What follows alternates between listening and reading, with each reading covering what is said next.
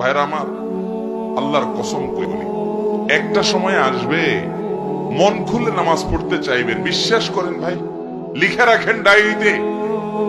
আপনাকে যদি আল্লাহ হায়াতে বাঁচিয়ে রাখেন, যুবক ভাইয়েরা, তরুণ ভাইয়েরা, একটা বয়স আসবে মনে চাইবে একটু রবকে মন খুলে সেজদা দেই, একটু লম্বা করে রুকু করি।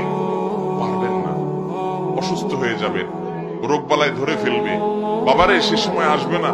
বৃদ্ধ মুরব্বীদেরকে, চাচাদেরকে জিজ্ঞাসা করেন, চাইলেও ওযু ধরে রাখতে পারে না, নামাজ পড়তে পারে না, চাইলেও পারে না। একটা সময় আসবে চাইবেন, পারবেন না।